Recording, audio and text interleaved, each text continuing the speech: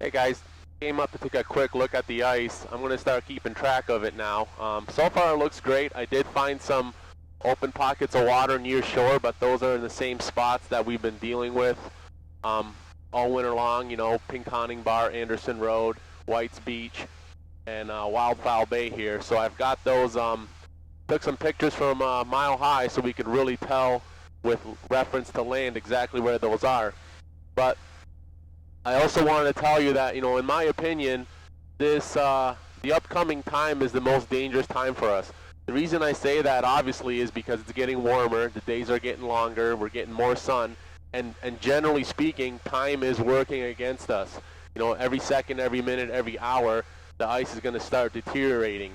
Along with that goes all the GPS waypoints and tracks we have saved, because we've had a great February, phenomenal ice conditions, pretty good fishing, unless you're me, and, you know, that gives us a false sense of security that we can just keep going out there, because we've got that track on GPS, and as long as you follow those tracks. And the problem is, you know, with the ice that's going to start eroding, that's not the case. But I think a lot of guys want to squeeze that one last trip in, and I can't tell you when that is. I know a lot of people will be fishing, but, you know, that's the danger we come with. So, you know, that's the danger we're going to deal with, is the ice under us is going to start going away without us knowing it. So coming up on the worst part of the season, I think it's a great time to discuss, you know, ice safety and rescue. And what I mean by that is, I had the pleasure of meeting with the Coast Guard, the local 911 dispatchers, the DNR conservation officers, local fire departments, police departments, and even salvage companies like TK and Son Ice Recovery. And we all got together to figure out, hey, you know, what can we do to keep you know, the hard water fishermen safe, and what can we talk about to them to, you know, try to keep them safe. And basically, I wanted to dispel a few myths that have been going around on Facebook and online. And the number one is, you know, the Coast Guard charges for rescues. Absolutely false. It's never. You know, you're already paying for that with your taxes. It's no more than getting a bill for Marines going overseas. Like, it's not going to happen, right? Obviously, if there's complications with your rescue and you're going to need an ambulance or a helicopter ride to a hospital, yeah, then, you know, medical insurance has to kick in at that point. But being rescued off the ice, there's no charges.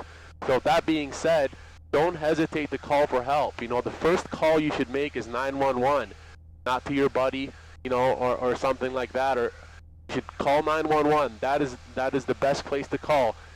You shouldn't even be calling the Coast Guard directly if you don't have to. You should call 911. They're perfectly trained and capable of dispatching the resources. Not only that, some of these newer phones we have and the chipsets they have, they can tell your exact GPS location whether you have it enabled or not. So that is like the most important piece of information they can pass along. Because if you just say, hey, I'm on a limb with 9 miles, you know, that could be anywhere. That, you know, without giving them a direction or a heading, you know, there's nothing better than GPS. Now, some of the places we fish, you know, we don't have a very good cell signal. So I love to carry the little floating VHF waterproof handheld radio that I have on the boat, and, you know, keep that charged, because there's a large radio tower in the thumb, and it has coverage over this entire area. And somebody at the Coast Guard station's monitoring that frequency, channel 16, for emergencies. And they're monitoring that 24/7. Obviously, you don't get your exact GPS location, but if you can pass that along in the initial help call, you know, that would go a long way to getting rescue resources to you. Another problem is people think that, you know, the helicopter is going to be on site in a second. Well, you know, helicopters are mechanical. The Coast Guard has some of the best maintainers and equipment, you know, in the inventory, but the problem is, if it springs a hydraulic leak on the ramp as it's spooling up, they're not going. And then they're calling somebody from Traverse City to dispatch. So that all takes time, and then they have to find you. On top of that, the weather has to cooperate. If we have a low overcast over the bay or fog, you know, zero visibility, they can't help. It's just not how it works. So don't rely thinking that a helicopter is going to be dropping a rescue swimmer to you or a basket within 15 minutes of calling. You know, it takes a lot of time. Even though they do it as fast as they can, it still takes time. The closest, you know, helicopter station's in Detroit, and the other one's in Traverse City. So your biggest priority is getting yourself out of water. Now, what helps with that is having a buddy along, traveling in groups. If you're solo, obviously you have to have a means to get out. Ice picks are always a good idea. If you don't think you can self-rescue, then maybe you shouldn't be going when the ice is starting to deteriorate, because you're more at risk than someone that's, physically capable of getting out. It's also a great idea to let someone know, where you're going. Whenever I'm about to leave shore and head to a spot, I'll send a text home, just kind of say, hey, I'm going kind of in this direction, and I should be texting you, within 25 minutes as soon as I get in the shanty. Regarding machines falling through, I know there's a lot of talk about being fined by the various agencies that have jurisdiction over the bay, and that is true. If you leave a machine down there with fuel and oil leaking into the water, there's penalty for that. But in conversation with the agencies, local agencies, there's various fines, like a littering fine, depending in which county that you on the bay that you drop the machine.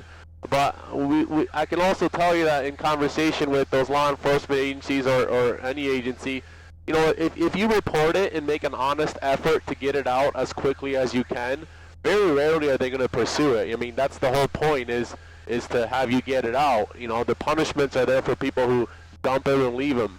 So, they don't expect you to get it out the day that you dumped it if you're in a hospital. But if you reach out to a salvage company, if you report where it went down to the agencies and they can keep track of it and keep track of your recovery efforts, I would find it hard to believe that they're going to try to pursue anything against you. So, it's the right thing to do. It protects our resources, and, I think if you're trying to do the right thing, people are going to notice you're doing the right thing, and there shouldn't be any issues with getting it out without incurring any fines. Another issue we run into is people fishing overnight. Now, that's great. A lot of people do it, but we get a lot of false alarms by people seeing trucks and trailers parked, being the only truck parked, or only 2 trucks parked. So, it would go a long ways if you could just leave a note on your dash saying fishing overnight. Don't worry.